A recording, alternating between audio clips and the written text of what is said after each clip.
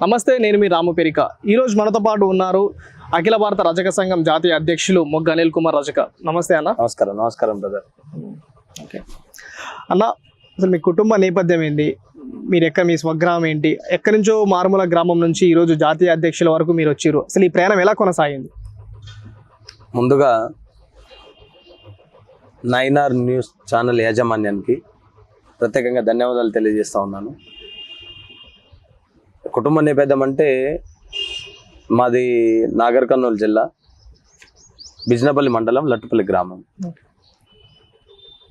మా కుటుంబ నేపథ్యం వచ్చేసి మేము ముగ్గురం అన్నదమ్ముల ముగ్గురం, ఇద్దరు ఒక అక్క ఒక చెల్లి.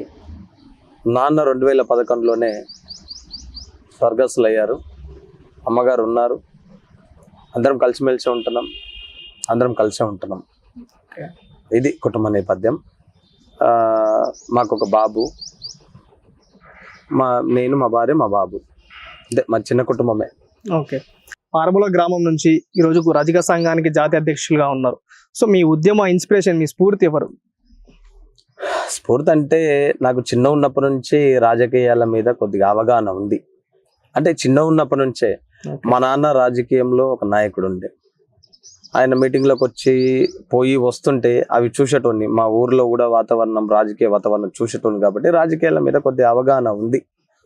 ఎన్టీ రామారావు గారు ఉన్న కాడ నుంచి రాజకీయాలు చూస్తూనే ఉన్నా, టీవీలో చూసినప్పుడు, పేపర్లో చూసినప్పుడు దాని మీద పూర్తి అవగాహన వచ్చింది. ముఖ్యంగా గ్రామీణ స్థాయి జాతీయ స్థాయి అనేది కాదు, ఎవరి దగ్గర మాట్లాడేటటువంటి దమ్ము కావచ్చు, అదేవిధంగా మాట్లాడేటటువంటి మ్యాటర్ మీద అవగాహన కావచ్చు, ఒక సబ్జెక్ట్ ఎంచుకున్నప్పుడు దాన్ని లోతుగా ఆలోచన చేసినటువంటి వాళ్ళు, దాన్ని ఆచరించినటువంటి వాళ్ళు గ్రామస్థాయి నుంచి, అందరూ గ్రామస్థాయి నుంచే వస్తారు. కేసీఆర్ కూడా మారుమూల గ్రామం నుంచి వచ్చినటువంటి వ్యక్తి. నరేంద్ర మోడీ గారు కూడా మారుమూల గ్రామం నుంచి వచ్చినటువంటి వారే. కానీ ఎప్పుడైతే ఒక వ్యవస్థ మీద పట్టు ఉన్నప్పుడు ఎప్పుడైతే దాన్ని ఆచరిస్తామో ఇప్పుడు నాయకుడిగా ఎదిగే అవకాశాలు వస్తాయి. ఆ విధంగా రాజకీయాల మీద అవగాహనతోటి 2010, 2012 వరకు రాజకీయాల మీద ఉంటుంటేనే 2014లో అంటే 2014 అది 13లో ఏమైందంటే, మనము అప్పుడు కొన్ని సంఘాల పేర్లు విన్నాను. కొన్ని ముదిరా సంఘం అని, అర్థమైందా, ఒకటి ఎస్సీ సంఘం అని, అట్లాంటివి మందకృష్ణ మాదిగ గారు, అదేవిధంగా బీసీ సంఘం అని ఆర్ కృష్ణయ్య గారు, అప్పుడప్పుడు పేర్లు వింటుంటాయి. అయితే రజక సంఘం అనేది ఒకటి ఉండాలనే ఒక తాపత్రయంతో ఆనాడు తెలంగాణ రజక యువజన సంఘం అనేది స్థాపించడం జరిగింది 2014లో. ఇంకా ఎవరు నిదర్శనం తీసుకుంటారంటే మనకు రజక ఐలమ్మ. ఆనాడు భూ పెత్తందారుల మీద పోరాడి కొన్ని లక్షల ఎకరాలు ఎస్సీ ఎస్టీ బీసీలకు పంచినటువంటి దేవత. ఆనాడు రెడ్డి వెలమ దొరలనే రోకల్ బండ తీసుకొని వాళ్ళు ఎంబడి వాళ్ళని ఊరు నుండి తరిమేసినటువంటి ఐలమ్మ గారే నాకు స్ఫూర్తి. ఆమె స్ఫూర్తితోటే మనం ఉద్యమం చేయడం జరుగుతుంది. ఆమె స్ఫూర్తితోటే ఇంకా ముందుకెళ్తాం. ఆమె అడుగుజాడలో నడిచి ఆమె ఏదైతే కోరుకున్నదో ఆశయాలు నెరవేర్చేదాకా పోరాటం చేస్తూనే ఉంటాం. ఓకే, ఇప్పుడు మీరు అఖిల భారత సంఘం అన్నారు. ఇప్పుడు మనం ఓన్లీ తెలంగాణ కాకుండా దేశవ్యాప్తంగా ఎన్ని రాష్ట్రాల్లో సంఘం ఉందన్న? అఖిల భారత రజక సంఘం అనేది 2020 డిసెంబర్ 22వ తారీఖున నేను జాతీయ అధ్యక్షుడిగా ఢిల్లీలో నన్ను ఎన్నుకోవడం జరిగింది. ఓకే, అప్పటి వరకు తెలంగాణ రజక యువజన సంఘం అనేది యువకుల కోసము, రజక యువకులు ముందుకు రావాలి, ఉద్యమం చేయాలనేది ఆ సంఘం ఏర్పాటు చేయడం జరిగింది. దాని తర్వాత ఇంకా అంటే 20 నుండి 25, 30 సంవత్సరాలు ఉన్నటువంటి యువకులకు అవకాశం ఇవ్వాలనే ఒక ఉద్దేశంతో ఆనాడు ఢిల్లీకి పిలిచి 12 రాష్ట్రాలకు సంబంధించినటువంటి ప్రజాప్రతినిధులు, సంఘాల అధ్యక్షులు కలిసి ఢిల్లీలో 2020 డిసెంబర్ 22వ తారీఖున నన్ను ఎన్నుకోవడం జరిగింది. అప్పటి నుండి చూసుకుంటే కూడా 29 రాష్ట్రాలలో కనీసము 13 రాష్ట్రాలలో మా కమిటీలు ఉన్నాయి. 13 రాష్ట్రాలలో రాష్ట్ర అధ్యక్షులు ఉన్నారు. 13 రాష్ట్రాలలో రాష్ట్ర కమిటీ కంప్లీట్ గా ఫిల్అప్ చేసి ఉంది. ఓకే, ఇప్పుడు ఓన్లీ తెలంగాణతో పాటు ఇప్పుడు ఆంధ్రాలో ఎలా ఉంది మీ వర్క్, ఎలా ఉంది అక్కడ రజక సంఘంలో? తెలంగాణ అంటే ఎవరికైనా గుర్తుపెట్టుకోండి, ఎంత జాతీయ అధ్యక్షుడైనా లోకల్గా పట్టు ఉండాలి కాబట్టి, ప్రాంతీయత మరవద్దు కాబట్టి, తెలంగాణలో రజకుల దమ్మేందో రజకుల సత్తా ఏందో ఈ 2014లో అధికారంలోకి వచ్చినటువంటి కేసీఆర్ గారికి తెలుసు. ఈ బీఆర్ఎస్ ప్రభుత్వానికి రజకుల దమ్మేందో రజకుల సత్తా ఏందో ఎన్నోసార్లు చూపించినాం. ధర్నాలు, నిరసనలు, చెలవ అసెంబ్లీలు, ప్రగతి భవన్ ముట్టడిలు, రాస్తారోకోలు ఇటువంటివి చేసి ప్రభుత్వానికి చూపెట్టడం జరిగింది. ఆంధ్రప్రదేశ్లో కూడా గట్టి కమిటీ ఉంది, గట్టి టీం ఉంది, ఏబిఆర్ఎస్ టీం ఉంది.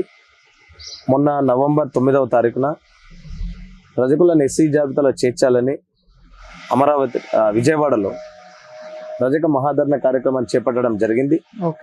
ఆ కార్యక్రమం విజయవంతమైంది. ఆంధ్రప్రదేశ్లో కూడా ఇంకా మరిన్ని కార్యక్రమాలు ప్రజల్లోకి తీసుకెళ్లాల్సిన అవసరం ఉంది, ప్రజలకు అవగాహన తీసుకురావాల్సిన అవసరం ఉంది. తప్పకుండా తెలంగాణలో ఏ విధంగా చేస్తున్నామో మిగతా రాష్ట్రాలలో దేశవ్యాప్తంగా ఏదైతే 11 రాష్ట్రాలలో ఉన్నటువంటి రజక సమస్యల మీద నిరంతరం పోరాటం చేస్తూనే ఉంటాం. ప్రస్తుతం మనకి తెలంగాణ బడ్జెట్ 2023-24 బడ్జెట్ సమావేశాలు బడ్జెట్ అయితే రిలీజ్ చేశారు. సో మీరు వచ్చేసి రజకులకు మాత్రం 1200 కోట్లు బడ్జెట్ రిలీజ్ కావాలని చెప్పి మీరు అన్నారు. ఇప్పుడు తెలంగాణ రాష్ట్ర ప్రభుత్వం ఏర్పడ్డ దగ్గర నుంచి నిరంతరం బడ్జెట్ కాడికి వచ్చేసరికి తినేటప్పుడేమో పొలిమేర అవతల, పనిచేసేటప్పుడేమో పొలిమేర యువతల అన్నట్టు. 2014 చూసుకుంటా కూడా రజకులకు తెలంగాణ రాష్ట్ర ప్రభుత్వం ₹1 కేటాయించింది లేదు. ఓన్లీ అంకెల గారడి, ఇంత కేటాయిస్తున్నాం అంత కేటాయిస్తాం. 2016లో అప్పటి శాసనసభ్యులు రేవంత్ రెడ్డి గారి దగ్గర నేను అసెంబ్లీలో మాట్లాడించడం జరిగింది. రజకుల సంక్షేమం కోసం 250 కోట్ల రూపాయలు విడుదల చేయాలి, రజకుల అభివృద్ధి కోసము రజకుల నిరుద్యోగులను ఆదుకోవాలని ఆనాడు రేవంత్ రెడ్డి గారి దగ్గర అసెంబ్లీలో మాట్లాడించడం జరిగింది. దాని తర్వాత అప్పటి ఆర్థిక మంత్రి ఇప్పటి శాసనసభ్యులు ఈటెల రాజేందర్ గారు ఉన్నారు. అసెంబ్లీ సాక్షిగా కేసీఆర్ గారు ఉన్నారు, కేటీఆర్ గారు ఉన్నారు. మంత్రుల సమక్షంలో, ముఖ్యమంత్రి సమక్షంలో రజకుల సంక్షేమం కోసం 250 కోట్ల రూపాయలు కేటాయిస్తున్నామని పెద్ద పెద్ద మాటలు చెప్పారు. ఆ 250 కోట్లలో కూడా ₹2 కూడా ఏ రజకునికి చెందలేదు. దాని తర్వాత మళ్ళీ 1 సంవత్సరం 2 సంవత్సరాల గ్యాప్ తర్వాత బై ఎలక్షన్ల సందర్భంగా ఓట్ల కోసం, ఈ బడ్జెట్ అనేది సంక్షేమం కోసం కాదండి, ఈ ఓట్ల కోసం రజకులను ఏ విధంగా మభ్యపెట్టాలి, ఏ విధంగా ఓటు వేయించుకోవాలనే ఉద్దేశంతో ఈ బడ్జెట్ అంకెల గారడి చెప్తారు తప్ప దాంట్లో ఏం లేదు. ఆ 2016 తర్వాత మళ్ళీ సంవత్సరాల గ్యాప్ లో మళ్ళీ 250 కోట్లు కేటాయించడం జరిగింది. 200 కోట్లు 200 కోట్లు 250 కోట్లు 450 కోట్ల రూపాయలు. 450 కోట్ల రూపాయలు ఎక్కడ పోయినాయో, ఎవరికి చెందినాయో, ప్రభుత్వం దగ్గర పెండింగ్ లో ఉన్నాయా? ఆ 450 కోట్ల రూపాయలలో ₹4 కూడా ఏ ఒక్క రజకునికి చెందలేదనే విషయాన్ని అందరికి నేను గుర్తు చేస్తా ఉన్నాను. అంటే ఇప్పుడు దీని గురించి మీరైతే 450 కోట్ల బడ్జెట్ లో ₹1 కూడా రాలేదని మీరు అంటారు. మరి దీని గురించి మీరు ప్రభుత్వాన్ని ప్రశ్నించిరా? నేను మొన్ననే ప్రెస్ మీట్ పెట్టడం జరిగింది, ప్రభుత్వానికి అల్టిమేట్ చేయడం జరిగింది, కేసీఆర్ గారికి లేఖ రాయడం జరిగింది, హరీష్ రావు గారికి కూడా లేఖ రాయడం జరిగింది. రజకుల సంక్షేమం కోసం 2016లో కేటాయించినటువంటి డబ్బులు ఇవ్వలేదు కాబట్టి ఈ 2022-2023కు ఆర్థిక బడ్జెట్ విడుదల చేస్తున్నారు కాబట్టి మీరు రజకుల సంక్షేమం కోసము 1200 కోట్ల రూపాయలు విడుదల చేయాలని కేసీఆర్ గారికి లేఖ రాయడం జరిగింది. మేమేమనుకున్నామంటే ఈ బడ్జెట్లో ఎందుకంటే ఎలక్షన్ల కంటే ముందు లాస్ట్ సమావేశాలు, అసెంబ్లీ సమావేశాలు, బడ్జెట్ సమావేశాలు కాబట్టి న్యాయం జరుగుతుందేమోనని చూసినాం. 1200 కోట్లు అడిగినాం కదా, తప్పకుండా రిలీజ్ చేస్తారేమోనని మాకు మాట కూడా ఇచ్చాడు హరీష్ రావు గారు. అయితే అసెంబ్లీ సమావేశాలు ప్రారంభమైన 6వ తారీఖు ఫిబ్రవరి 6వ తారీఖు బడ్జెట్ కూడా పెట్టాడు. ఎక్కడ కూడా ఈరోజు రజకులు అంటే భిక్షగాల లెక్కలో చూస్తుంది ప్రభుత్వం. 60 కోట్ల రూపాయలు దేనికి? 60 కోట్ల రూపాయలు దేనికి? ఏ మూలకు సరిపోతాయి? ఈ రోజు 18 లక్షలు ఉన్నటువంటి రజక జనాభాకి 6,000 కోట్లు దేనికి సరిపోతాయి? రాష్ట్రంలో 17 నుంచి 18 లక్షల మంది రజకున్న జనాభాలో ఎంతమంది నిరుద్యోగులు ఉన్నారు? ఇంతకంటే ముందు 2014లో 250 కోట్లు కేటాయించినప్పుడు విలేజ్ కి ఊర్లో 15 మంది కలిసి కమిటీలు వేసుకోవాలని కళ్ళబొల్లి మాటలు చెప్పి పేపర్లో పెద్ద పెద్ద అక్షరాలతో రాసుకుంటే దాన్ని ఆచరిస్తూ గ్రామాలలో అందరు ఇప్పటి వరకు కూడా సొసైటీలు ఏర్పాటు చేసుకొని ప్రభుత్వం ఎప్పుడు బ్యాంకుల నుంచి మాకు రుణాలు ఇస్తుందా, దానికోసమని కళ్ళల్లో ఒత్తులేసుకొని ఇప్పటి వరకు చూసినాం, ఇప్పుడు కూడా చూసినాం. లాస్ట్కి తెలంగాణ రాష్ట్ర ప్రభుత్వం 6,000 కోట్ల రూపాయలు ఇచ్చి చేయి దులుపుకొని, ఆ 6,000 కోట్ల రూపాయలు కూడా ఇస్తేనన్నా మా నిరుద్యోగులకు ఉపయోగపడతాయి. అది ఇచ్చింది లేదు, సచ్చింది లేదు. అప్పటి నుండి ఇచ్చింది లేదు, ఇప్పటి నుండి ఇచ్చింది లేదు. అది అంకెల గారెడి మాత్రమే.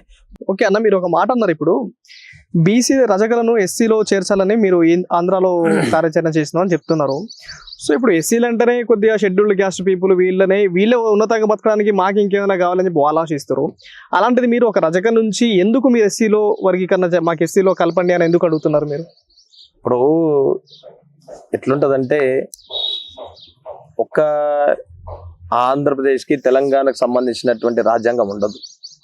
భారతదేశానికి ఒక బిఆర్ అంబేద్కర్ గారు రాసిన రాజ్యాంగం ఉంటది. దానికి అనుగుణంగానే 1982 ఇందిరాగాంధీ పీరియడ్ లో, అప్పట్లో భారత రాజ్యాంగం ప్రకారంగా దాన్ని అనుసరిస్తూ 18 రాష్ట్రాలలో 3 కేంద్రపాలిత ప్రాంతాల్లో రజకులను జనాభా దామాషా ప్రకారంగా ఎస్సీ జాబితాలు చేర్చారు. ఎక్కడైతే పాపులేషన్, ఏ రాష్ట్రంలో అయితే పాపులేషన్ ఎప్పుడైతే 10 లక్షలకు 12 లక్షలకు మించి జనాభా ఉంటుందో వాళ్ళు అడిగిన డిమాండ్లు నెరవేర్చాలని డాక్టర్ బిఆర్ అంబేద్కర్ గారు రాజ్యాంగంలో పొందుపరిచారు. దానికి అనుసంధానంగానే దాన్ని అనుసరిస్తూనే కదా 18 రాష్ట్రాలను 3 కేంద్రపాలిత ప్రాంతాల్లో చేసింది. దాన్ని అడుగుతున్నాం తప్ప ఈరోజు గొంతమ్మ కోరికలు కోరట్లేదు, మాకు ఎస్సీ జాబితా కావాలని కొత్త కోరిక కాదు ఇది. కాబట్టి తెలంగాణ ఆంధ్రప్రదేశ్ లో ఉన్నటువంటి రజకుల జనాభా దామాషా ప్రకారంగా దాదాపు 17 నుంచి 18 లక్షల మంది తెలంగాణలో, 23 నుండి 26 లక్షల మంది రజక జనాభా ఆంధ్రప్రదేశ్లో. ఇంత రజక జనాభా ఉన్న ఎంతమంది ముఖ్యమంత్రులు మారినా ఎస్సీ జాబితాలు ఎందుకు చేర్చట్లేదో అర్థం కాని విషయం. కాబట్టి ఇప్పుడున్న ప్రభుత్వాలకు నేను అల్టిమేటం ఒకటే జారీ చేస్తా ఉన్నాను. జనాభా దామాషా ప్రకారంగా, రజకుల జనాభా దామాషా ప్రకారంగా రజకులను ఎస్సీ జాబితాలో చేర్చాల్సినంత అవసరం ఉంది. దేనికోసం అంటే, మీరు ఇంకొక మాట అడిగారు, వాళ్ళకే సరిగా అందట్లేదు నిధులు నియామకాలని మీరు అంటున్నారు. ఈరోజు ఒక మనిషి బ్యాచిలర్ ఉన్నప్పుడు సింగిల్ రూమ్ తీసుకుంటాడు, అర్థమైందండి. మ్యారేజ్ కాగానే సింగిల్ బెడ్రూమ్ అవుతుంది. అదే విధంగా పిల్లలు పుట్టంగానే డబుల్ బెడ్రూమ్ అవుతుంది. అంటే నేను అనేది ఏంటంటే, ఇప్పుడు ఉన్నటువంటి ఎస్సీ సోదరుల జనాభా దామాషా ప్రకారంగా ఎస్సీ సోదరులు కనీసము ఒక 100 మంది అనుకున్నాం. 100 మంది ఉన్నారు. మేము కూడా వాళ్ళకి తోడైతే 100కు 100 200 తోడవుతుంది. అప్పుడు మమ్మల్ని ఎస్సీ జాబితాలో చేరిస్తే దళితునికి సీఎం పదవి వస్తుంది. అంటే అది ఓటు బ్యాంక్ కూడా యాడ్ అవుతుంది కదా. ఎక్కడ కూడా మమ్మల్ని ఎస్సీ జాబితాలు చేరుస్తామంటే ఏ ఒక్కరు కూడా మాకు వ్యతిరేకంగా చెప్పిన దాఖలాలు లేవు. అంటే ఇప్పుడు మీకున్న అనేక సంఘాలు ఉన్నాయి, రజక సంఘాలు, అలా ఏ ఒక్కరు కూడా దీనికి అబ్జెక్షన్ చెప్పలేదంటారా? అబ్జెక్షన్ దేనికి అంటే ఇప్పుడు మీరు ఎస్సీలో కలపాలంటున్నారు రజకుల్ని. అఖిల భారత మీ రజక సంఘమే కాకుండా రజక సంఘాలు అనేక సంఘాలు ఉన్నాయి ఇంకా. మరి ఆ సంఘాల నుంచి ఎవరు కూడా అబ్జెక్షన్ పెట్టలేదు, అదేంది మనల్ని ఎస్సీలో కలపడం ఏంది అనేది ఎవరు అబ్జెక్షన్ పెట్టలేదు, ఎవరు అడగలేదు. ఎవరు అబ్జెక్షన్ పెట్టినా పెట్టకపోయినా భారత రాజ్యాంగం అనేది ఒకటి పెద్ద బాల శిక్ష లాంటిది ఒక బుక్ ఉంటుంది. దాని ప్రకారంగానే అనుసరించమంటున్నాం, దాని ప్రకారంగానే మమ్మల్ని ఎస్సీ జాబితాలు చేర్చమని అంటున్నాం. అర్థమైందా? ఏదో ఒక మొగ్గా అనిల్ కుమార్ రజక కోసం కాదు, ఇంకొకరి కోసం కాదు. ఎందుకంటే ఎక్కడ తెలంగాణ ఆంధ్రప్రదేశ్లో రజకులు మానభంగాలకు గురవుతున్నారు, గ్రామ బహిష్కరణలకు గురవుతున్నారు. రజకులు అంటే 2 రాష్ట్రాలలో కూడా రజకులని కరివేపాకులాగా వాడుకొని తర్వాత పక్కల పడేస్తున్నాయి ఈ ప్రభుత్వాలు. ఏ ప్రభుత్వం వచ్చినా రజకులకు మేలు చేసింది లేదు. రజకుల చేర్చితే, ఎస్సీ జాబితాలో చేరిస్తే రజకులకు నాణ్యమైన విద్య వస్తుంది. రజకులతో పాటు ఎస్సీ సోదరులకు కూడా ఇంకా నాణ్యమైన విద్య వస్తుంది. ఎస్సీ జాబితాలో చేరిస్తే రజకులకు రాజకీయాల అవకాశం వస్తుంది. అప్పుడు నా దళిత సోదరులకు కూడా, మా ఎస్సీ అన్నదమ్ములకు కూడా, వాళ్ళకు కూడా రాజకీయ అవకాశాలు ఇంకెక్కువ, ముఖ్యమంత్రి కావడానికి అవకాశం ఉంటుంది. కాబట్టి నేను అనేది ఒకటే, ఎవరు అబ్జెక్షన్ చెప్పినా ఎవరు చెప్పకపోయినా భారత రాజ్యాంగం ప్రకారంగా తెలంగాణలో ఆంధ్రప్రదేశ్లో ఉన్నటువంటి రజకులను ఎస్సీ జాబితాలో చేర్చాలి. దానికోసం దేనికైనా సిద్ధం. ఎలాంటి ఉద్యమ కార్యాచరణకైనా అఖిల భారత రజక సంఘం ఎప్పుడు ముందనే ఉంటుంది. ఓకే, ఇప్పుడు మీరు అన్నట్టు మీ దాంట్లో ఎన్ని సంఘాలు ఉన్నాయి రజక సంఘాలు, మీరు చేసే కొంతమంది మిమ్మల్ని సపోర్ట్ చేస్తారు, ఇంకొంతమంది విమర్శిస్తుంటారు కదా, దాన్ని ఎట్లా చూస్తారు మీరు? విమర్శలు అంటే కామన్ అండి. ఇప్పుడు అంటే నేను ఒకరి మీద చెప్పనులే కానీ ఇంట్లోనే ఒక 4 అన్నదమ్ములు ఉన్న కాడ ఒక అన్న తమ్ముడు మంచివాడు అంటాడు, ఒక అన్ననేమో వాడు అంతేలే అని వదిలేస్తుంటారు. కామన్ అది. నేను అనేది ఏంది, విమర్శలు ఉన్న చోటనే ఉద్యమం నడుస్తుంది. అనుకూలంగా అందరు ఉంటే కూడా మనం చేసే తప్పులు కావచ్చు, మనం చేసే మిస్టేక్లు కావచ్చు మనకు తెలియదు. అందరు మనం కూడా అనిల్ జై అనిల్ అని అంటే మనకు తెలియదు కదా. ఇంత స్థాయికి ఎదిగినానంటే వాస్తవంగా చెప్తున్నా బ్రదర్, మీరు నమ్మితే నమ్మండి లేకుంటలేదు. జాతీయ స్థాయికి ఎదిగినానంటే విమర్శించేటోళ్ళకే నేను మొక్కుతా. విమర్శించేటోళ్ళ నోళ్ళ పుణ్యాననే ఈరోజు జాతీయ అధ్యక్షునైనా ఇంత ఉద్యమం చేయగలుగుతున్నా. ఆ విమర్శలే అనుకోను నేను, నా మీద జల్లే పూలు అనుకుంటా, నాకు ఇచ్చే ఆశీర్వాదం అనుకుంటా. కానీ నేను నన్ను ఇష్టపడేటోళ్ళ కంటే విమర్శించేటోళ్ళనే ఎక్కువ ఇష్టపడతాను నేను. కాబట్టి విమర్శకులు అనేది ప్రతి కుటుంబంలో ఉంటది, ఉద్యమంలో ఉంటది, రాజకీయంలో ఉంటది, ప్రతి దగ్గర. ఈ సమాజంలో విమర్శలు అనేది కామన్. అది విమర్శలు పట్టించుకొని కూర్చుంటే విమర్శకులకు సమాధానం చెప్పలేకపోతే నా జీవితం మొత్తం సగం జీవితం అయిపోతుంది. Of course. కాబట్టి విమర్శకుల్లో కూడా నేను ఒకటే విషయం చెప్తున్నా, మీరు ఉన్నారు కాబట్టి నేను ఈ స్థాయిలో ఉన్నాను, అందరి సహకారంతో ఈ స్థాయిలో ఉన్నాను. మీరు బాగుండాలి, నేను బాగుండాలి, అందరం బాగుండాలి. సరే, ఇప్పుడు మీ రజక సంఘం ద్వారా, మీ ద్వారా మన తెలంగాణ రాష్ట్రంలో ఎటువంటి పరిణామాలు చోటు చేసుకుని ఎంతమందికి మీ ద్వారా న్యాయం చేకూరిందని మీరు అనుకుంటారు? ఒకటే విషయం బ్రదర్, 2014లో ఉద్యమ నేపథ్యం, ఉద్యమం స్టార్ట్ చేయడం జరిగింది. అర్థమైందా? ఉద్యమం స్టార్ట్ చేసినప్పుడే లబ్ధి చేకూరినాయి చెప్తాను నేను. ముఖ్యంగా 2016లో ఫస్ట్ నేను మెట్టేసింది రేవంత్ రెడ్డి, తెలుగుదేశం పార్టీ శాసనసభ్యులు ఉంటారు. ఆయన ద్వారా రజకులకు 250 కోట్ల రూపాయలు రిలీజ్ చేయాలి. అదే విధంగా చెరువుల కింద కబ్జా గురైనటువంటి పొలాలను కాపాడాలి. అదేవిధంగా రెవెన్యూ రికార్డుల ప్రకారంగా, పహానీల ప్రకారంగా రజకులకి చెందేటట్టు చేయాలి. అదే విధంగా గవర్నమెంట్ హాస్టల్స్, హాస్పిటల్లో ఉన్నటువంటి దోబీ కాంట్రాక్టులు దోబీలకే, రజకులకే చెందేటట్టు అనేది రేవంత్ రెడ్డి గారిని అసెంబ్లీలో మాట్లాడించిన తర్వాత మరుసటి రోజే ప్రభుత్వం నుండి గ్రీన్ సిగ్నల్ వచ్చింది. రజకుల కోసం 250 కోట్లు కేటాయిస్తున్నామని. అక్కడ ఫస్ట్ సక్సెస్. ఎందుకంటే అప్పట్లో నాకు అప్పుడప్పుడే సంఘాల మీద కొద్ది అవగాహన, అప్పుడప్పుడే రేవంత్ రెడ్డి గారి దగ్గర 7 రోజులు, 8 రోజులు, 15 రోజులు తిరగడం జరిగింది. వాస్తవంగా చెప్తున్నా. అంటే ఆయన ఒక శాసనసభ్యుడిగా, ఒక పార్టీగా, అదే విధంగా ఒక వ్యక్తిగా కాకుండా రజకులు చెప్పిన డిమాండ్లను ఆలకించి, మేము ఇచ్చిన వినతి పత్రం మీద ఉన్నాయి, ఆయన స్వయంగా వెళ్ళి ఆ రోజే అసెంబ్లీ ప్రారంభం అవుతుంది, ఆయన మేము ఇచ్చినటువంటి వినతి పత్రాన్ని చూసుకుంటూ చదవడం సంతోషకరం. అక్కడి కానుంచే మేము ఎక్కడ వెనకడికి వేయలేదు. అక్కడి నుంచి చూసుకుంటే కూడా ఈరోజు రజకులకి 250 యూనిట్ల కరెంట్ ఇస్తుంది ప్రభుత్వం. అర్థమైందా? అక్కడి కానుంచి చూసుకుంటే రజక ఐలమ్మ జయంతిని అధికారికంగా చేయాలని 2014 నుంచి పోరాటం చేస్తున్నాం. అదే విధంగా రజక భవనం కట్టియాలని, రజక అన్ని కులాలకు భవనాలు ఉన్నాయి హైదరాబాద్ లో, రజక భవనం కూడా ఒక నిర్మించేయాలని 2014 నుంచి ఉద్యమాలు చేస్తున్నాం. అదే విధంగా ట్యాంక్ బండ్ మీద ఐలమ్మ విగ్రహం పెట్టాలని 2014 నుంచి ఉద్యమాలు చేస్తున్నాం. ఎస్సీ జాబితాలో చేర్చాలని కూడా అఖిల భారత రజక సంఘం 2014 నుంచి ఉద్యమం చేస్తుంది. అయితే దీంట్లో ముఖ్యంగా 2 సాధించడం జరిగింది. ఏదైతే రజక భవనం నిర్మించాలని మొట్టమొదట ఏ రజక సంఘం కూడా డిమాండ్ చేయనటువంటి డిమాండ్ ను ప్రభుత్వం ముందల పెట్టి ధర్నాలు, నిరసన కార్యక్రమాలు చేయడం జరిగింది.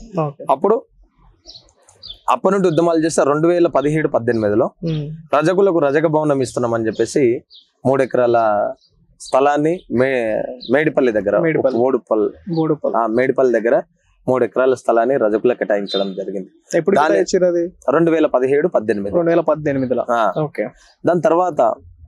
దాని తర్వాత ఐలమ్మ జయంతిని, వర్ధంతిని అధికారికంగా చేయాలని 2014 నుంచి పోరాటం చేసినాం. ఎన్నో ఉద్యమాలు చేసినాం, ఎన్నో లాఠీ దెబ్బలు తిన్నాం, ఎన్నో రోడ్ల మీద వండుకున్న రోజులు ఉన్నాయి వాస్తవంగా కూడా.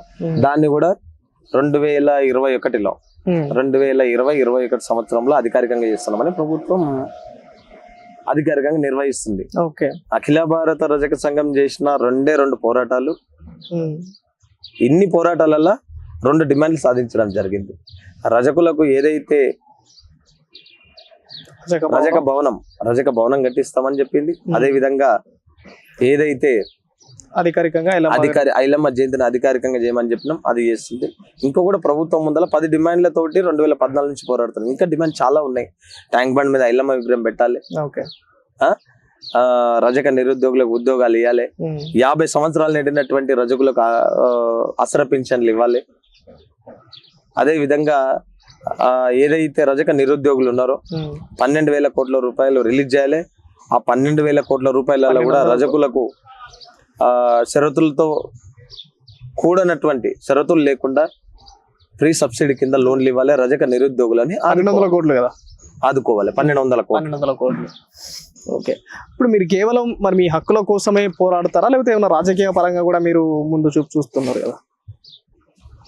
హక్కుల కోసం అనేది ఇప్పుడు మనం ఒక జాతీయ అధ్యక్షుడు, రజక సంఘానికి జాతీయ అధ్యక్షుడు కాబట్టి రజకుల కోసమే పోరాటం చేయాల్సి ఉంటుంది. ఓకే, రజకుల కోసము ఎంతటి పోరాటానికైనా, ఎటువంటి పోరాటానికైనా నేను సిద్ధం. ఓకే, రాజకీయ పరంగా చూసుకుంటే, రాజకీయ పరంగా ఈ రోజు అందరు చేసేదే రాజకీయాలు. అది కొత్త పాత అనేది ఏముండదు. రాజకీయాలు కూడా ఎన్ని దారులు కూడా అక్కడే పోతాయి కాబట్టి రాజకీయంగా కూడా అవకాశం వస్తే రాజకీయం కూడా అడుగులు వేస్తాం.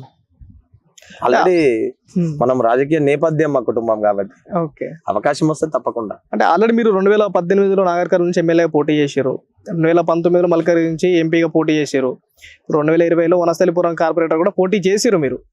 సో అక్కడ పరిస్థితులు ఎలా ఉన్నాయి? నెక్స్ట్ ఎలక్షన్స్ కి మీరు ఎలా ముందు చూపు చూస్తున్నారు? అప్పుడు 2018లో కేసీఆర్ గారు ముందస్తు ఎన్నికలకు వెళ్ళారు. అవును, దాని తర్వాత ఎక్కడి నుంచి పోటీ చేయాలని పూర్తి అవగాహన, అప్పుడు నాకు కొద్దిగా రాజకీయ అవగాహన కొద్దిగా తక్కువ. అప్పుడు నాగర్ కర్నూలు మా సొంత నియోజకవర్గం కాబట్టి నాగర్ కర్నూలు నుంచి పోటీ చేయడం జరిగింది. దాని తర్వాత మళ్ళీ బై ఎలక్షన్లలో పార్లమెంట్ ఎన్నికలు వచ్చినాయి. మల్కాజ్గిరి పార్లమెంట్ స్థానం నుంచి ఇండిపెండెంట్ గా పోటీ చేయడం. నాగర్ కర్నూలులో ఇండిపెండెంటే, మల్కాజ్గిరిలో ఇండిపెండెంటే. దాని తర్వాత 2020లో జిహెచ్ఎంసి గ్రేటర్ హైదరాబాద్ మున్సిపల్ ఎలక్షన్లలో 15వ వార్డు, వనస్థలిపురం 15వ వార్డు నుంచి పోటీ చేయడం జరిగింది. అంటే ఎట్లా ఉంది అనేది, రాజకీయం అనేది ఎంత లోతుకు పోతే అంత లోతు ఉంటుంది. ఏం తెలుస్తుంది అనేది. మీకు ఎలాంటి స్పందన లభించింది ఆ జనాల నుంచి, మీ సంఘం నుంచి ఎట్లా అనిపించింది? సంఘాల నుంచి అందరూ వచ్చారు, సంఘాల నుంచి ప్రచారం కూడా చేశారు. రజకులే కాకుండా అన్ని వర్గాలకు చెందినటువంటి నా చిన్ననాటి మిత్రులు, నా ఉద్యమ మిత్రులు, ఇతర పార్టీలలో అందరూ కూడా అనిల్ కుమార్ గెలవాలనే ఒక దాంతో అందరూ డైరెక్ట్ కొంతమంది, ఇండైరెక్ట్ గా కొంతమంది వచ్చి నాకు ప్రచారం చేశారు. స్పందన మంచిగా ఉంది. అదే స్ఫూర్తితోటి ఇంకా కూడా రాబోయే ఎన్నికలలో కూడా ముందుకెళ్లాలని అనుకుంటున్నాం. నెక్స్ట్ రాబోయే ఎన్నికల్లో మీరు పోటీ చేసే అవకాశాలు కనిపిస్తున్నాయి? పోటీ చేసే అవకాశాలు అంటే తప్పకుండా చేస్తాం. ఒకవేళ చేస్తే ఎక్కడి నుంచి, ఏ పార్టీ నుంచి, ఏ నియోజకవర్గం నుంచి చేద్దాం అనుకుంటున్నారు? ఏదైనా పార్టీ నుంచి చేద్దాం అనుకుంటారా, ఇండిపెండెంట్ గా చేద్దాం అనుకుంటారా?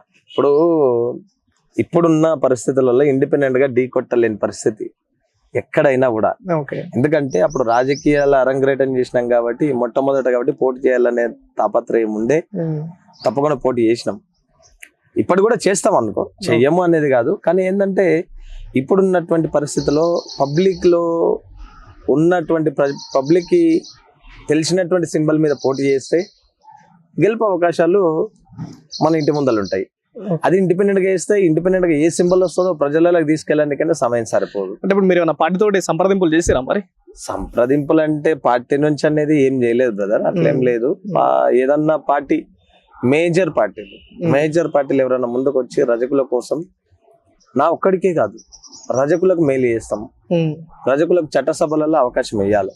జనాభా దామాష ప్రకారంగా అన్ని పార్టీలకు మేము వినతి పత్రాలు ఇస్తాం. 2018లో ఇచ్చినాం.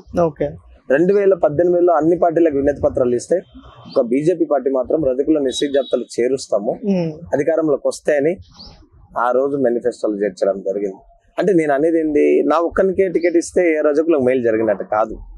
రాష్ట్ర వ్యాప్తంగా ఉన్నటువంటి రజక జనాభాని అంచనా వేసుకొని జనాభా దామాష ప్రకారంగా రజకులకు 6 ఎమ్మెల్యే టికెట్లు కేటాయించాలని అన్ని పార్టీలను కూడా కోరడం జరుగుతుంది. అన్ని పార్టీలను కోరుతాం. ఏ పార్టీ అవకాశం ఇస్తే ఆ పార్టీ నుంచి నిలబడతాం. తప్పకుండా చట్టసభలలో ఉండాలని, మాకు కూడా చట్టసభలకు అడుగు పెట్టినటువంటి కులాలలో మేమొకరం, తప్పకుండా ఏ పార్టీ అవకాశం ఇస్తుందో చూసి అప్పటి పరిస్థితులను బట్టి తప్పకుండా ఎమ్మెల్యేగా పోటీ చేస్తాం. ఒకవేళ మరి చేస్తే ఏ నియోజకవర్గం నుంచి చేద్దాం అనుకుంటారు మీ ఆలోచన? నా ఆలోచన అంటే నేను పుట్టి పెరిగిందేమో నాగర్ కర్నూలు నియోజకవర్గం. ఎప్పుడైతే నేను 15 సంవత్సరాలు ఉన్నప్పుడు 16 సంవత్సరాల నుంచి నేను ఇక్కడ ఎల్బీ నగర్ నియోజకవర్గంలో స్థిరంగా ఉంటున్నాను. నాకు నాగర్ కర్నూలు నియోజకవర్గం రాజకీయాల కంటే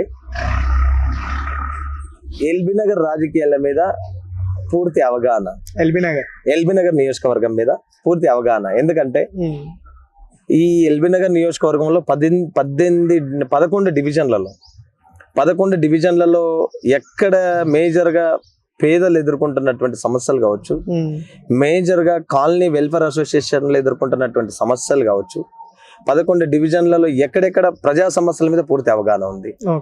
ఇక్కడ ఎల్బీ నగర్ నియోజకవర్గంలో ఎంతమంది పురుషుల ఓట్లు ఉన్నారు, ఎంతమంది మహిళా ఓట్లు ఉన్నారు, ఎంతమంది యువకుల ఓట్లు ఉన్నాయి, దాని మీద కూడా పూర్తి అవగాహన ఉంది. అంటే ఎప్పుడైతే 2007లో నేను అసలు రాజకీయంగా చిరంజీవి ప్రజాసేవ సమితిని అక్కడ నుంచి రాజకీయ అరంగేట్రం ప్రారంభించడం జరిగింది. అప్పుడు ఇంటింటికి వెళ్ళి ఓటర్ ఐడీలు రాయడము, వాళ్ళకి ఓటర్ ఐడీలు ఇప్పించడము, అక్కడి నుంచి రాజకీయ ప్రస్థానం ప్రారంభమైంది. ఎల్బీ నగర్ నియోజకవర్గంలో తప్పకుండా రాబోయే ఎన్నికలలో అవకాశాన్ని బట్టి ఏ పార్టీ అవకాశం ఇచ్చినా పర్లేదు, ఎల్బీ నగర్ నియోజకవర్గంలో ఎమ్మెల్యేగా పోటీ చేయాలని ఉంది. ఒక విధంగా రాబోయే ఎన్నికల్లో అందరి చూపు ఎల్బీ నగర్ నియోజకవర్గం మీదే ఉంది. ఎల్బీ నగర్ మేజర్ కాన్స్టిట్యున్సీగా చూపిస్తారు. ఇప్పుడు టిఆర్ఎస్ పార్టీలో ఏదైతే కాంగ్రెస్ నుంచి ఉన్నటువంటి క్యాండిడేట్ మనకి దేవిరెడ్డి సుధీర్ రెడ్డి గారు టిఆర్ఎస్ లోకి వెళ్ళడం జరిగింది. MLA present MLA Devireddy Sudheer Reddy కాదని, రామ్మోహన్ గౌడ్ గారిని కాదని, సామా రంగారెడ్డి గారు కూడా ఇక్కడి నుంచి చేసే అవకాశాలు కనిపిస్తున్నాయి. సో వీళ్ళందరినీ కాదని మీరు చేద్దామనే ఆలోచన మీకుందంటారా? సామరంగారెడ్డి, దేవిరెడ్డి సుధీర్ రెడ్డి గారిని చిన్నప్పటి నుండి చూస్తున్నా. రామ్మోహన్ గౌడ్ గారిని, బీసీలో ముద్దుబిడ్డ రామ్మోహన్ గౌడ్ గారిని చూస్తున్నా. సామరంగారెడ్డి విషయానికి వస్తారు నా గురువు గారు. రాజకీయ ఓనమాలు నేర్పిందే నాకు సామరంగారెడ్డి. ఆయన దగ్గర ఓనమాలు నేర్చుకున్నా. ఇప్పటికి కాదు, ఎప్పటికీ నా తమ్ముడుగా భావిస్తాడు. ఆయన ఆశీర్వాదం, నేను ఏ కార్యక్రమం చేసినా ఆయన ఆశీర్వాదం ఉంటది. అందరినీ నేను అనేది ఒకటే, వాళ్ళను ధీటుగా ఎదుర్కోవాలనే ఆలోచన కాదు, వాళ్ళు ఏదో చేసినారు నేను వచ్చి చేస్తాననే ఆలోచన కాదు. ఇప్పుడు మీరు వాళ్ళని ధీటుగా ఎదుర్కోలేకపోతే మీరు గెలవలేరు కదా. నేను గెలుపుకోవటంల గురించి మాట్లాడట్లేదు. ఎందుకంటే వాళ్ళు చేసిన, సుధిరెడ్డి గారు చేసిన పరిపాలన మీద నాకు అవగాహన ఉంది. నేను చిన్న ఉన్నప్పుడు అంటే ఆయననే ఎమ్మెల్యే. దాని తర్వాత రామ్మోహన్ గౌడ్ గారు ప్రజా సమస్యల మీద, సామ రంగారెడ్డి గారు ప్రజా సమస్యల మీద, వీళ్ళందరూ తెలుసు. కానీ నేను ఎప్పుడు కూడా వీళ్ళను అంటే వ్యక్తిగతంగా విమర్శించడం కానీ, పార్టీ పరంగా కానీ, వాళ్ళు ఆల్రెడీ పెద్ద పెద్ద నాయకులు కాబట్టి నేను అనేది ఒకటే, వాళ్ళతోటి పోటీ మనకు లేదు. మనదేంటి, మనకి ఎంతమంది సపోర్ట్ చేస్తారు, ఎంతమంది మనతోటి వస్తారు అనేది కాలమే నిర్ణయిస్తుంది. వాస్తవంగా కూడా వీళ్ళందరి ఆశీర్వాదంతో, దేవిరెడ్డి గారు సుధిరెడ్డి గారి ఆశీర్వాదంతో, సామ రంగారెడ్డి గారి ఆశీర్వాదంతో, రామ్మోహన్ గౌడ్ గారి ఆశీర్వాదంతో, కాంగ్రెస్ పార్టీ నుంచి ఎవరు అభ్యర్థిగా మల్రెడ్డి రామరెడ్డి గారి ఆశీర్వాదంతో నేను గెలుస్తా. తప్పకుండా ఎల్బీ నగర్ నియోజకవర్గంలో ఇప్పుడు ఉన్నటువంటి పెద్ద నాయకుల సహకారంతో ఎల్బీ నగర్ నియోజకవర్గంలో తప్పకుండా గెలుస్తాననే నమ్మకం నాకుంది. ఇప్పుడు వీళ్ళందరూ నిలబడే అభ్యర్థులు వీళ్ళంతా present sitting MLA Sudheer Reddy గారు. సో వీళ్ళ ఆశీర్వాదంతో మేము గెలుస్తామని ఎట్లా అంటున్నారు అసలు నాకు అర్థం కావట్లేదు. ఇప్పుడు నియోజకవర్గంలో అందరినీ చూస్తారు. ఎల్బీ నగర్ నియోజకవర్గం అంటే ఎస్సీ ఎస్టీ బీసీ మైనారిటీలకు కంచుకోట. బీసీలు ఎక్కువ ఉంటారు. ఎప్పుడైనా గుర్తుపెట్టుకోండి, బీసీలు అనేది కాదు అందరూ ఉంటారు, కానీ బీసీలు కొద్దిగా ఓట్ బ్యాంక్ ఎక్కువ ఉంటది. నేను వాళ్ళు నిలబడరని నేను అనట్లే, వాళ్ళు నిలబడతారు అందరూ. ఇప్పుడు నిల్చున్నప్పుడు కేసీఆర్ కూడా ఒక ఎమ్మెల్యే అభ్యర్థి, గెలిచినటువంటి వాళ్ళే అసెంబ్లీకి వెళ్తారు, ఓడిపోయినటువంటి వాళ్ళు ప్రజా సమస్యల మీద నియోజకవర్గంలోనే ఫిక్స్ కావాల్సిందే. నేను అనేది ఏంటి, వాళ్ళు నాకు ఓటేయమని అనట్లే, వాళ్ళ ఆశీర్వాదంతో, వాళ్ళని దగ్గర నుంచి చూసిన వ్యక్తిగా నన్ను దగ్గర నుంచి వాళ్ళు చూస్తారు. వాళ్ళు ఇప్పటికీ నేను ఫోన్ చేసి మాట్లాడుతుంటాను, ఎమ్మెల్యే గారి దగ్గర మాట్లాడుతుంటాను, రంగారెడ్డి గారి దగ్గర మాట్లాడుతుంటాను, ఒక సోదర భావంతో ఉంటారు. నేను ఎవరితోటి పోటీ కాదు, ఎవరికి ధీటు కాదు, నేను తోపని చెప్పను. ఎల్బీ నగర్ నియోజకవర్గంలో పోటీ చేయాలనేది నా కోరిక. పోయినసారి ఉండే, కానీ పోయినసారి 33-34 మంది అభ్యర్థులు ఎల్బీ నగర్. నా నేమ్ వైజ్ గా చూస్తే నాకు ఎక్కడ సింబల్ వచ్చేది అని చెప్పేసి అక్కడ నా సొంత నియోజకవర్గం నాగర్ కర్నూలు ఉంది కాబట్టి అక్కడ నుండి పోటీ చేయడం జరిగింది. దాని తర్వాత మల్కాజ్గిరి ఎల్బీ నగర్కే వస్తుంది, వనస్థలిపురం ఎల్బీ నగర్కే వస్తుంది. కాబట్టి రాబోయే ఎన్నికలలో వాళ్ళందరి పెద్ద నాయకుల ఆశీర్వాదంతో నేను తప్పకుండా ఎల్బీ నగర్లో పోటీ చేయడం జరుగుతుంది. అంటే ఇప్పుడు మీరు ఐలమ్మ గారి స్ఫూర్తిని తీసుకొని ఒక రజక బహుజన ముద్దు బిడ్డగా మీరు వస్తున్నారు. అవును. సో ఇప్పుడు మనకు మేజర్ గా చూసుకున్నట్టయితే తెలంగాణ కావచ్చు, సెంట్రల్ లో చూసుకుని ఎక్కడ చూసుకున్నా బహుజన పార్టీ అని అంటే బహుజన సమాజ్ పార్టీ బీఎస్పీ. ఇప్పుడు ఆర్ఎస్ ప్రవీణ్ కుమార్ గారు కూడా మనకి ఇక్కడ అధ్యక్షుడిగా ఉండడం. సో మీరు బహుజనవాదిగా మీరు ఏమైనా బీఎస్పీలోకి పోయే అవకాశాలు ఏమైనా ఉన్నాయంటారా? నేను అదే మీకు ఇంత ముందుకే చెప్పాను, దాంట్లోకి పోతావా దీంట్లోకి పోతావా అంటే దానికి కాలమే సమాధానం చెప్తుంది. బహుజన సమాజ్వాదీ పార్టీ అంటే ఎస్సీ ఎస్టీ బీసీల కోసం పోరాడేటటువంటి పార్టీ. దాని అధ్యక్షులు ఆర్ఎస్ ప్రవీణ్ కుమార్ గారు. ఆయన కూడా ఒక బీసీ ముద్దు బిడ్డనే. ఒకప్పుడు బీఎస్పీ అంటే కొందరికి పరిమితం ఉండే, ఇప్పుడు బీఎస్పీ పార్టీ అంటే అన్ని వర్గాలకు న్యాయం జరుగుతుందని ఆయన హామీలు ఇవ్వడం జరుగుతుంది. ఓకే. దానికి అనుగుణంగానే బీఎస్పీ, బీఆర్ఎస్, కాంగ్రెస్ అని అన్నను. తప్పకుండా అవకాశాన్ని బట్టి, అప్పటి పరిస్థితులను బట్టి నేను ముందే చెప్పలేను కదా. ఏ పార్టీ రజకులకు న్యాయం చేస్తానని ముందుకొస్తే ఆ పార్టీ నుంచి నిలబడడానికి నేను సిద్ధం. ఓకే. సో మేజర్ గా ఇప్పుడు మీ వీడియోలు కానీ మిమ్మల్ని కొంచెం సోషల్ మీడియాలో చూస్తుంటాము, మీరు ఎక్కువ ప్రభుత్వాన్ని పైన ఆపోజ్ చేస్తుంటారు. మరి ప్రభుత్వం ద్వారా మీకు జరిగిన మంచి పని ఒక్కడు లేదా? నేను ఒకటే బ్రదర్, ప్రభుత్వానికి వ్యతిరేకంగా, ప్రభుత్వం అంటే ఒక తండ్రి పాత్ర పోషించాలి వాస్తవంగా. ఓకే. ఇంట్లో మన తండ్రి ఎంతనో రాష్ట్రానికి తండ్రి లాంటి వాడు ముఖ్యమంత్రి, దేశానికి తండ్రి లాంటి వాడు నరేంద్ర మోడీ. అవునా కదా? కాబట్టి తండ్రి అనేటోడు ఎట్లుంటాడంటే, మన ఇద్దరం అన్నదమ్ములం ఉంటే ఒక 10 ఎకరాల పొలం ఉన్నా కూడా 5 ఎకరాలు పంచిస్తాడు. అవునా? నీకు 6 ఎకరాలు ఇచ్చి నాకు 4 ఎకరాలు ఇస్తే మనం పోరాడేది ఎవరి మీద? తండ్రి మీదనే పోరాడాలి. అవునా కదా? కాబట్టి రాష్ట్రంలో ఉన్నటువంటి అన్ని కులాలకు న్యాయం చేసుకుంటుంది, ఒక రజకులకే అన్యాయం చేస్తుంది ఈ తెలంగాణ రాష్ట్ర ప్రభుత్వం. ఇప్పుడు ఒక విధంగా ఎస్సీ వాళ్ళేమో మాకు అన్యాయం జరుగుతుంది, మాకేం చేస్తలే అంటారు. ఒక రిజర్వేషన్ తప్పితే మాకేం లేదని వాళ్ళు అంటారు. రజకులకు అన్యాయం జరుగుతుంది మీరు అంటారు. ముదిరాజులు వీళ్ళు మాకు అన్యాయం జరుగుతుంది, అందరూ అన్యాయం జరుగుతుంది. మరి ఎవరికి న్యాయం ఎవరికి జరుగుతుంది ఇక్కడ? ఇప్పుడు ఒకటే విషయం చెప్తా, రజకులకు న్యాయం చేసిన దాఖలాలు 2014 నుంచి చూసుకుంటే తెలంగాణ రాష్ట్రంలో శూన్యం. గత ప్రభుత్వాలు వైఎస్ రాజశేఖర రెడ్డి గారి ప్రభుత్వంలో కావచ్చు, చంద్రబాబు నాయుడు గారి ప్రభుత్వంలో కావచ్చు, అంతకంటే ముందు ఎన్టీ రామారావు గారి పీరియడ్ లో కావచ్చు, రజకులకు కాస్తో కోసం మేలు జరిగింది. ఈ ఏదైతే బీఆర్ఎస్ పార్టీ అధికారంలోకి వచ్చిన తర్వాత రజకులకు హామీలుగానే మిగిలిపోతుంది తప్ప అమలు అనేది లేదు. అయితే చాలా మంది బీసీలో ఉన్నారు కదా, బీసీలో న్యాయం జరుగుతలేదు అన్నారు. మేము ఎప్పుడైతే రాజ్యాంగం ఏర్పడ్డదో అప్పటి నుంచి మేము బీసీ కులాలలో ఉన్నాం. బీసీలకు 100 సీట్లు. ఇప్పుడు అన్ని పార్టీలు ఏం చేస్తే బీసీలకు 100 సీట్లు ఇస్తున్నామని పెద్ద పెద్ద భారీ బహిరంగ సభలు పెట్టి ప్రకటిస్తాయి. బీసీలకు 100 సీట్లు.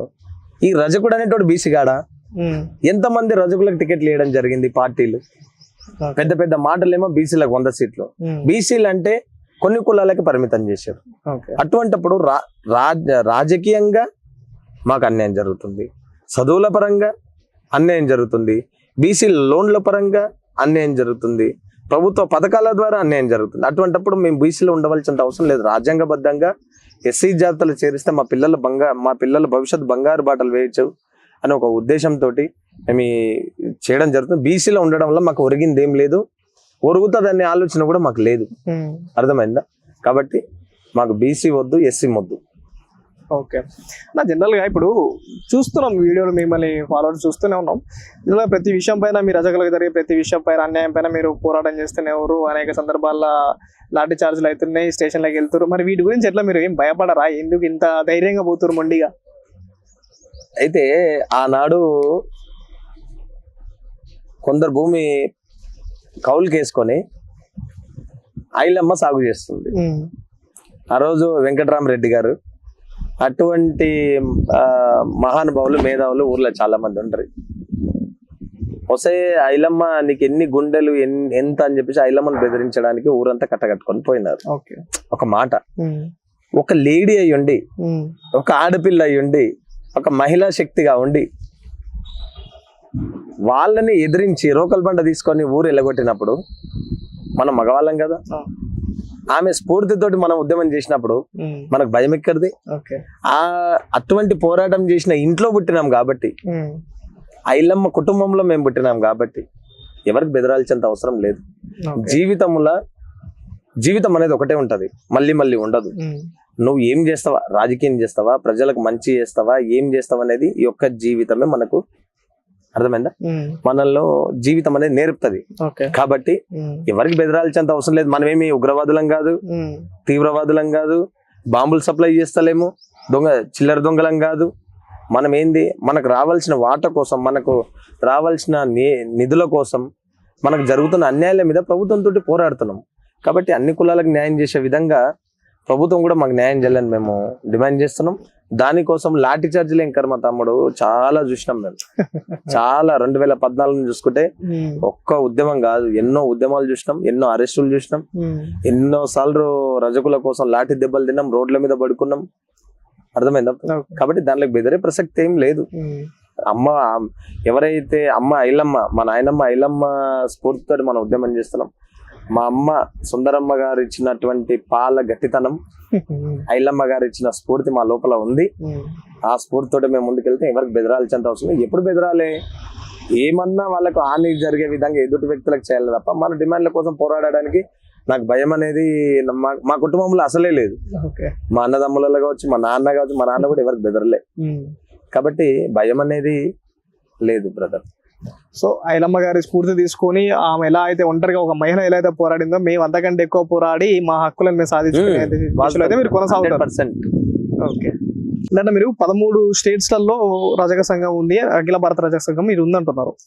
సో ఓన్లీ స్టేట్ వైజ్ కాకుండా సెంట్రల్ వైడ్ గా మీరు ఎలా తీసుకుపోతున్నారు మీ ఉద్యమాన్ని? స్టేట్ వైజ్ గానే కాకుండా సెంట్రల్ వైజ్ లో కూడా ఉద్యమాలు చేయడం జరుగుతుంది. ఒకసారి పార్లమెంట్ ముట్టడి చేయడం జరిగింది, మరొకసారి ధర్నా కార్యక్రమం చేయడం జరిగింది. దాని తర్వాత 2021లో కేంద్ర మంత్రులను అందరిని కలవడం జరిగింది. మాకు రాజ్యాంగబద్ధంగా రావాల్సినటువంటి ఎస్సీ జాబితా తప్పకుండా ఇవ్వాలని కేంద్ర మంత్రులను కలవడం, అమిత్ షాను కలవడం జరిగింది. అందరిని కలవడం జరిగింది. ఢిల్లీ గల్లీలోనే కాదు, గల్లీ నుంచి ఢిల్లీ దాకా అఖిల భారత రజక సంఘం అనేది పోరాటం చేస్తుంటది. అఖిల భారత రజక సంఘం అనేది ఏ పార్టీకి సంబంధించినటువంటి సంఘం కాదు. ఈరోజు ఏ పార్టీ మోచేతి కింద నీళ్ళు తాగే పరిస్థితి అఖిల భారత రజక సంఘానికి రాలేదు. ఒక పార్టీ సపోర్ట్ గానీ, ఒక రాజకీయ నాయకుడి సపోర్ట్ గానీ మాకు అక్కర్లేదు. మాకు సపోర్ట్ రజకులు, మాకు ఆశీర్వాదం రజకుల ఆశీర్వాదం, మాకు స్ఫూర్తి ఐలమ్మ స్ఫూర్తి. అఖిల భారత రజక సంఘం పెట్టినప్పుడే, వచ్చినప్పుడు ఒకటే నిర్ణయించుకుని రజకుల కోసమే ఉద్యమం చేస్తాం. ఆ ఏ పార్టీ వాళ్ళని కానీ మనం విమర్శిస్తాం. ఆ ప్రభుత్వమే ఉండొచ్చు, ప్రతిపక్ష ఎవరు అనేది ముఖ్యం, ఎవరు సుఖమేం కాదు. అందరూ అన్యాయం చేశారు మాకు, అందరూ అన్యాయం చేశారు. ఇప్పుడు మీ ఆల్రెడీ కొన్ని సంఘాలు ఉన్నాయి, రానున్న రోజులలో మీరు అన్ని సంఘాలని కలుపుకొని పోయే అవకాశం ఉందా, లేదంటే వాళ్ళు ఆపోజ్ చేసినా మీ ఒకరైనా మేము వెళ్తాం అనే ఉన్నారా? ఇప్పుడు ఎంతవరకు అంటే కలుపుకోపోవాలని ఆలోచన ఉంది. 2-3 సార్లు ఆ ప్రయత్నం చేసిన, కానీ కలిసి రాలేదు. నేను పెద్దన్న పాత్ర పోషించడానికి నేను సిద్ధంగా ఉన్నా. ఒక ఉద్యమకారుడిగా, ఒక రాజకీయ అనుభవం గల వ్యక్తిగా నా దగ్గర ఉంది. నేను పోవాలని 2-3 సార్లు చేసినాను, ఎవరు ముందుకు రాలేదు. మళ్ళీ కూడా ప్రయత్నం చేస్తాము. దాని తర్వాత కూడా ఎవరు రాని పక్షంలో నేను వాళ్ళ కోసం చూస్తూ ఊరుకునేటటువంటి వ్యక్తిని కాదు. వాళ్ళు వస్తారు కదా మనం పోదాం కదా అనే వ్యక్తిని కాదు. మనం ఎప్పుడు ఒక ఊరికే ఎప్పుడైతే పోరాటం సారీ చేసే గుర్రాన్ని తీసుకొచ్చి ఇడుపు గట్టేసుకుంటే ఏమొస్తుంది? అదే విధంగా మనం పోరాటం చేసే ఏజ్ లో ఉన్నాము, పోరాటం చేయగలం, యువకులం. కాబట్టి ఇప్పుడు పోరాటం వాళ్ళు వస్తారు, వాళ్ళు వచ్చినాక మనం కదులుతామంటే వాళ్ళు రారు, మనం కదలం. ప్రయత్నం చేసినా మళ్ళీ కూడా ప్రయత్నం చేసినా, ఎవరు కలిసి వచ్చినా ఎవరు కలిసి రాకపోయినా ప్రభుత్వం మీద, ఈ ప్రభుత్వమే కాదు ఏ ప్రభుత్వం వచ్చినా ప్రభుత్వం మీద పోరాటం ఆగదు. దండయాత్ర చేస్తూనే ఉంటాం. రజకుల దమ్మేందో, రజకుల సత్తా ఏందో రాబోయే ఎన్నికలలో అన్ని పార్టీలకు చూపిస్తాం. అన్ని పార్టీలు కూడా రజకులను ఎస్సీ జాబితాలో చేస్తామని మేనిఫెస్టోలో చేరిస్తేనే ఆ పార్టీలకు సపోర్ట్ చేస్తాం. లేకపోతే 119 నియోజకవర్గాలు ఇక్కడ, 175 నియోజకవర్గాలు ఆంధ్రప్రదేశ్ లో మాకు గెలిచే సత్తా లేకపోయినా ఓట్లు చీల్చి ఓడగొట్టే దమ్ము ధైర్యం మా దగ్గర ఉంది. అది గమనించాలి రాజకీయ నాయకులు. ఎందుకంటే రజకులనంటే చిన్న కట్టెపుల్లలాగా, చిన్న కరివేపాకులాగా చేసి చూపిస్తాం. ఓట్లప్పుడే రజకులకు వస్తారు, రజకులు గుర్తుకొస్తారు. జెండా మోయాలంటే ఎవర్రా? రజకుడు. జై కొట్టాలంటే ఎవడరా? రజకుడు. ఇంటి ముందర కావలి కాయాలంట అంటే మా తాతల కాలం నుంచి వెట్టి చాకిరి చేపించుకుంటూ మమ్మల్ని కరివేపాకులాగా తీసి పడేస్తారు. కాబట్టి అన్ని రోజులు మీరు చెప్పినట్టు వినుకుంటా ఉంటాం. మాకు కూడా మా లోపల కూడా రాజకీయ చైతన్యం వచ్చింది, మా లోపల కూడా అవగాహన వచ్చింది, అందరికి అవగాహన వచ్చింది. కాబట్టి అన్ని పార్టీలకు అల్టిమేటం జారీ చేస్తా ఉన్నాం. ఆంధ్రప్రదేశ్ తెలంగాణలో రజకులకు రాజకీయ అవకాశాలు ఇవ్వాలి, అదేవిధంగా ఎస్సీ జాబితాలు చేరుస్తామని మీ పార్టీ మేనిఫెస్టోలో పెడితేనే మీ పార్టీలో ఓటేస్తాం, ఓటేపిస్తాం. లేకపోతే మీ పార్టీలో ఓటేయకుండా మమ్మల్ని మేమే యువకులని, చదువుకున్నటువంటి యువకులనే 175, 119 నియోజకవర్గాల ఆంధ్రప్రదేశ్ తెలంగాణ నిలబెట్టి ఓట్లు చీల్చి ఎవరైతే అన్యాయం చేస్తారో వాళ్ళని ఓడగొట్టే బాధ్యత రజకుల మీద ఎంతైనా ఉంది. సార్ రీసెంట్ గా మీరు రవీంద్ర భారత్ లో గంగుల కమలాకర్ మంత్రి గారి ముందు మీరు మాకు ఖచ్చితంగా ట్యాంక్ బండ్ మీద ఐలమ్మ గారి విగ్రహం కావాలని చెప్పేసి మీరు గట్టిగా డిమాండ్ చేయడం జరిగింది. అసలు ఆ సందర్భంలో మీకు ఎలాంటి రెస్పాన్స్ వచ్చింది అక్కడ నుంచి, ప్రభుత్వం నుంచి? ఇప్పుడు 2014 నుంచి ఆ డిమాండ్ ఈ రోజు కొత్త డిమాండ్ ఏం కాదు. ఈ రోజు అగ్రవర్ణాలకు చెందినటువంటి విగ్రహాలు పెట్టడానికి వీళ్ళకి చేతులు వస్తాయి. అర్థమైందా? ఎంతో మంది మహానుభావుల విగ్రహాలు ఉన్నాయి ఇక్కడ. నన్నయ్య, తిక్కన్న, అదే విధంగా జ్యోతిరావు పూలే, అంబేద్కర్ గారి విగ్రహం, లాస్ట్ కేకే గారి విగ్రహం కూడా పెట్టారు అక్కడ. కేకే గారు కూడా, కేకేదా వెంకటస్వామి ఉంది కదా ట్యాంక్ బండ్ మీద, అది కట్ చేయి. ఎందరో మహానుభావుల విగ్రహాలు ఉన్నాయి ట్యాంక్ బండ్ మీద. ట్యాంక్ బండ్ మీద ఎందరో మహానుభావుల విగ్రహాలు ఉన్నప్పుడు ఐలమ్మ విగ్రహం పెట్టడానికి మీకు స్థలం దొరుకుతలేదా? స్థలం ఉన్నా పెట్టడానికి మీకు చేతులు రావట్లేదా? పాలక వర్గాలను ప్రశ్నిస్తున్నా నేను. దానికి అనుగుణంగానే ఐలమ్మ జయంతి ఉత్సవాల సందర్భంగా ఎవరైతే బీసీ మినిస్టర్ గంగుల కమలాకర్ గారిని, అదేవిధంగా బసవరాజ్ సారయ్య గారు ఉన్నారు, అదే స్టేజ్ మీద తలసాని శ్రీనివాస్ యాదవ్ గారు ఉన్నారు. వాళ్ళందరూ క్వశ్చన్ చేయడం జరిగింది. ఎప్పుడైతే ఐలమ్మ విగ్రహాన్ని ఎప్పుడైతే పెడతారో తెలంగాణ ప్రతీక, ఆనాడు కేసీఆర్ గారు ఉద్యమాన్ని ఎట్లా ప్రారంభించినంటే ఐలమ్మ స్ఫూర్తితోటి మనం ముందుకెళ్లాలనే ఆయన ఉద్యమాన్ని ప్రారంభించడం జరిగింది. కాబట్టి ఇంతమంది విగ్రహాలు ఉన్నప్పుడు రజక ఐలమ్మ విగ్రహాన్ని పెట్టడానికి ప్రభుత్వానికి ఎందుకు చేతులు వస్తాయో ఆలోచన చేయవలసినంత అవసరం ఉంది. నేను ఒకటే విషయం చెప్తున్నాను ప్రభుత్వానికి, మాకు చేత కదని మీరు మాకు చెప్పండి. మేమే ఇంటింటికి వెళ్ళి భిక్షాటన చేస్తూ వచ్చినటువంటి పైసలతోటే ట్యాంక్ బండ్ మీద ఐలమ్మ విగ్రహాన్ని పెట్టుకుంటాం. అంతేగాని వినతి పత్రాలు ఇచ్చినప్పుడు, వినతులు చెప్పినప్పుడు చేస్తామని చెప్పి తర్వాత చేతులు ఎత్తేసి తర్వాత బై ఎలక్షన్లు రావడం, దాని తర్వాత మళ్ళీ ఎలక్షన్లు రావడం, దీంట్లోనే కాలక్షేపం జరిగిపోతుంది. కాబట్టి మంత్రుల దగ్గర గట్టిగా చెప్పడం జరిగింది. అదే స్టేజ్ మీద గట్టిగా చెప్పాలని ఆలోచన వచ్చింది. ఎందుకంటే అవకాశం వచ్చినప్పుడు ప్రభుత్వం ముందర పెట్టకపోతే నువ్వు మీడియా ముందర చెప్పొచ్చు, అదే విధంగా పేపర్లలో చేయొచ్చు, ఉద్యమాలు చేయొచ్చు. కానీ ప్రభుత్వానికి ఎప్పుడు తెలుస్తుంది అంటే వాళ్ళ ముందర గట్టి డిమాండ్ పెట్టినప్పుడే, వాళ్ళ ముందర ప్రస్తావించినప్పుడే కదా తెలిసేది. కాబట్టి చేస్తామనే హామీ అయితే వచ్చింది. చూద్దాం ఏమైతుందో చూసుకొని, ఒకవేళ ప్రభుత్వం దగ్గర కాకపోతే మేమే తల ఒక చేసుకొని ట్యాంక్ బండ్ మీద ఐలమ్మ విగ్రహం, మా చిరకాల కోరిక ఐలమ్మ విగ్రహం పెట్టేదాకా అఖిల భారత రజక సంఘం పోరాటం చేస్తూనే ఉంటది. దాంతో పాటు రీసెంట్ గా మీరు అన్ని పార్టీల అధ్యక్షులను ఉద్దేశించి ఒక మాట మాట్లాడారు. అంటే జనరల్ గా అందరి విగ్రహాలకి పూలమాలలు వేస్తారు, అన్ని చేస్తారు, ఐలమ్మ విగ్రహానికి మాల వేస్తాను, మీకు చేతులు రావట్లేవా, చేతులు ఇరిగిపోయినాయి అని చెప్పేసి మీరు ఒక సందర్భంలో మాట్లాడారు. అసలు ఎందుకు అట్లా వచ్చింది? ఆ సందర్భం ఏంది?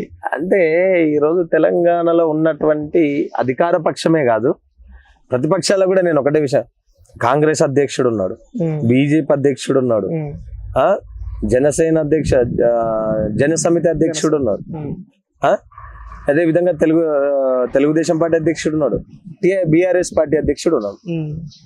ఏనాడు కూడా ప్రభుత్వం ఉన్న పెద్దలైతే అగ్రవర్ణాలకు చెందినటువంటి జయంతి ఉత్సవాలకు, జయంతి కార్యక్రమానికి, వర్ధంతి కార్యక్రమాలకి వాళ్ళ ఫోటోలకి దండలేనికి చేతులు వస్తాయి. అంటే రజక జాతిలో పుట్టినందుకైనా రజక ఐలమ్మకు 8 సంవత్సరాల నుండి కేసీఆర్ ఒకసారి దండేసిండా? 8 సంవత్సరాల నుంచి ఏ ఒక్కనాడు కూడా ముఖ్యమంత్రి దండేసిన దాఖలాలు లేవు. అదే అగ్రవర్ణాలకు చెందినటువంటి వాళ్ళకైతే స్పెషల్ గా సెక్యూరిటీ పెట్టుకొని, స్పెషల్ గా టైం కేటాయించుకొని వాళ్ళకి దండలు వేసి వస్తారు. అంటే ప్రతిపక్షాలు కూడా ఏ బీజేపీ పార్టీ కార్యాలయాల్లో కావచ్చు, కాంగ్రెస్ పార్టీ కార్యాలయంలో కావచ్చు, ఎందుకు మీ పార్టీ ఆఫీసులలో జయంతి కార్యక్రమాలు, వర్ధంతి కార్యక్రమాలకు దండేయడానికి మీకు ప్లేస్ లేదా? లేకపోతే మీకు ఫోటో దొరుకుతలేదా? లేకపోతే ఐలమ్మ అంటే చిన్న చూప? ఈ టైంలో మీరు ఓపెన్ చేయాల్సినంత అవసరం ఉంది.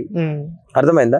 అన్ని ఫోటోలు కాకపోతే మేమే తెచ్చిస్తాం, పూలు కాకపోతే మేమే తెచ్చిస్తాం. మీరు మీ జీవితాలలో ఒక్కసారన్నా ఐలమ్మకు దండేసిన చరిత్ర అన్ని పార్టీల రాష్ట్ర అధ్యక్షులు నేను ఒకటే విషయం చెప్తున్నా, మీకు ఐలమ్మ అంటే మీకు మర్యాద లేదు, రజకుల మీద మీకు చిన్న చూపు. అర్థమైందా? అధికార పక్షానికే చిన్న చూపు ఉందంటే తెలంగాణ రాష్ట్రంలో ప్రతిపక్షాలకు కూడా చిన్న చూపు అయింది. ఓకే. అంటే నేను అనేది ఏంటంటే మీరు మీ కార్యాలయాల్లో ఐలమ్మ జయంతి వర్ధంతులని కార్యక్రమాలు చేసినప్పుడే మీరు రజకులకు మేలు చేసినట్టు తప్ప మీరు ఇటువంటి సందర్భంలో మర్యాద ఇచ్చేటప్పుడేమో పొలిమేర అవతల పెడతారు. ఓట్ల దగ్గరికి వచ్చినప్పుడు అన్న మామ అని చెప్పేసి కడుపులో తలబెట్టి మా ఓట్లు గుంజుకోవడానికి వస్తారు. మీకు బుద్ధి చెప్పే రోజులు త్వరలోనే ఉన్నాయి. అదే చెప్తున్నా, మళ్ళీ కూడా అంటున్నా, ఐలమ్మ చిత్రపటానికి పూలమాల వేసి నివాళులు అర్పించే టైం మీ దగ్గర లేదా? వేయడానికి మీకు చేతులు వస్తలేవా? చేతులున్నా ఇరిగిపోయినాయా? దండ వేయడానికి మీ చేతులు ఇరిగిపోయినాయా? అంటే నేను అన్నదాన్ని నేను సమర్థించుకుంటున్నా. ఎందుకంటే బరాబర్ అంటాం, ఈరోజు అందరు మహానుభావులకి దండలు వేస్తారు, అందరు మహానుభావులకి జయంతికి దండలేసి నివాళులు అర్పిస్తారు. ఐలమ్మకి ఎందుకు నివాళులు అర్పించరు? ఆనాడు ఐలమ్మ పోరాట స్ఫూర్తితోటే కదా మీరందరూ ఈరోజు రాజకీయం చేస్తుంది. కాబట్టి ఏదైతే డాక్టర్ బిఆర్ అంబేద్కర్ గారికి మనం ఏ విధంగా వర్ధంతి కార్యక్రమాలకు జయంతి కార్యక్రమం చేస్తామో, పూలే గారికి, సావిత్రిబాయి పూలే గారికి, అదేవిధంగా ఎందరో మహానుభావులకు చేస్తాం. కాబట్టి అలాగనే ఐలమ్మ చిత్రపటాన్ని కూడా పూలమాలలు వేసి నివాళులు అర్పించమని చెప్తున్నా. తప్పకుండా చేయకపోతే ప్రజాక్షేత్రంలో మీరు తప్పనిసరిగా దోషులుగానే రజకులు చూస్తారు తప్ప ఇంకో రకంగా కాదు.